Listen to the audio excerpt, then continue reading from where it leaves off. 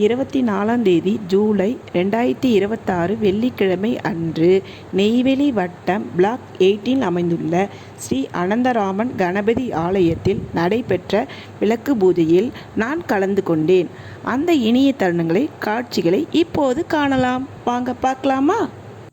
Hello my dear மக்களே, நான் உங்கள் கலா பேசுகிறேன். இன்னைக்கு நம்முடைய வீடியோ ரொம்பவே சிறப்பான ஒரு ஆன்மீக விஷயத்தை பற்றி தான். நம்ம எல்லோருடைய வீடுகளிலும் தினமும் ஏற்றப்படும் அந்த ஒரு சின்ன விளக்கு உண்மையிலே எவ்வளோ பெரிய அர்த்தத்தை கொண்டிருக்குது தெரியுமா? குறிப்பாக ஆடி மாதம் வந்தாலே அம்மன் கோயில்களிலும் வீடுகளிலும் பெண்கள் ஒன்றாக கூடி திருவிளக்கு பூஜை செய்வதை நாம் பார்த்திருப்போம்.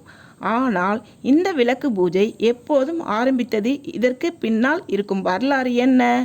ஆடி மாதத்தில் மட்டும் ஏன் விளக்கு பூஜைக்கு இவ்வளவு முக்கியத்துவம் கொடுக்கிறார்கள்?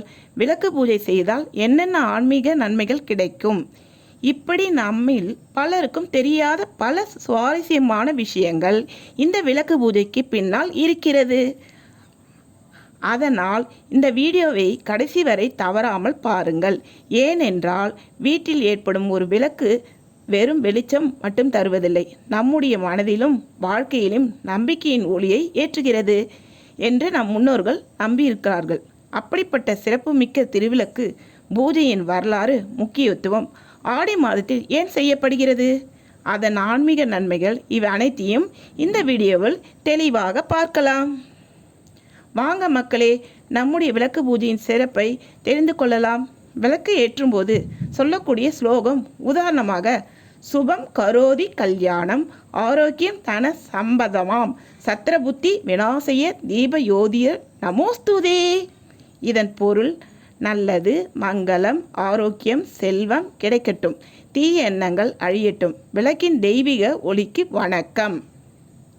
விளக்கு பூஜையின் வரலாறு. அடிப்படை அர்த்தம், நம்முடைய இந்த இந்து பராமரித்தில் விளக்கு என்பது ஒளியின் அடையாளம்.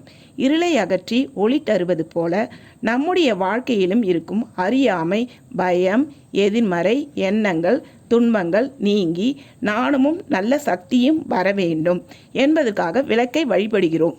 குத்துவிளக்கின் உள்ள 5 முகங்கள் பொதுவாக பஞ்சபூதங்கள் அல்லது தெய்வீக சக்தியின் பல அம்சங்களை குறிக்கும் என்று ஆன்மீக மரபில் பார்க்கப்படுகிறது.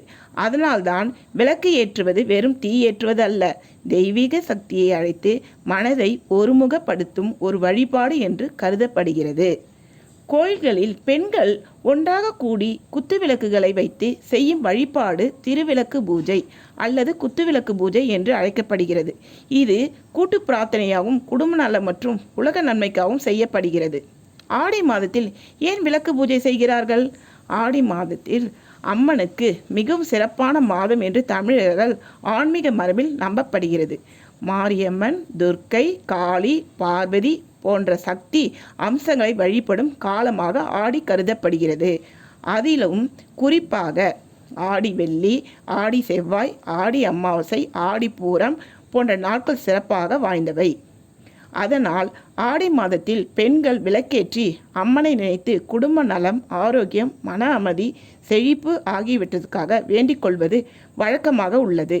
குறிப்பாக ஆடி வெள்ளியில் குத்துவிளக்கு பூஜை செய்வது பல இடங்களில் பாரம்பரியமாக நடைபெறுகிறது. விளக்கு பூஜை செய்தால் என்ன பலன்? ஆன்மீக நம்பிக்கைப்படி கிடைக்கும் நன்மைகள் பார்க்கலாமா? குடும்ப நன்மை, குடும்பத்தில் ஒற்றுமை, அமைதி, நல்லிணக்கம் நிலைக்க வேண்டும் என்று பிரார்த்திக்கிறார்கள். செல்வம், செல்வ வளம், வறுமை நீங்கி வீட்டில் லட்சுமி மற்றும் செழிப்பு வர வேண்டும் என்று நம்பிக்கை உள்ளது. திருமண வாழ்க்கை. திருமணமான பெண்கள் தங்கள் குடும்ப நலம், மாங்கல்யம், பலம் மற்றும் கணவரின் நலனுக்காக வழிபடுவார்கள். குழந்தைகள் மற்றும் எதிர்காலம். குழந்தைகளின் ஆரோக்கியம், கல்வி, எதிர்கால முன்னேற்றத்துக்காக வேண்டிக் கொள்வார்கள். மன அமைதி. விளக்கின் ஒளியை பார்த்து அமைதியாக பூஜை செய்தால் மனம் ஒருமுகப்படுத்துகிறது, மனக்குழப்பம் குறைய உதவும். வேண்டுதல். நம்முடைய மனதில் இருக்கும் நல்ல வேண்டுதல்களை இறைவனிடம் சொல்லி பிரார்த்தனை செய்வதற்காக ஒரு வாய்ப்பாக விளக்கு பூஜை அமைகிறது. ஒரு வரி சொன்னால், விளக்கு பூஜை என்பது வீட்டில் ஒரு விளக்கை ஏற்றுவது மட்டுமல்ல, நம் மனதிலும் நம்பிக்கையும் ஒளியை ஏற்றுவது. மக்களே, புரிந்து கொள்கிறதா? இன்றைய சிறப்பு வழிபாடு இதுதான். மீதி அடுத்த வீடியோவில் காண்போம். இப்படிக்கு உங்கள் கலா. பாய்.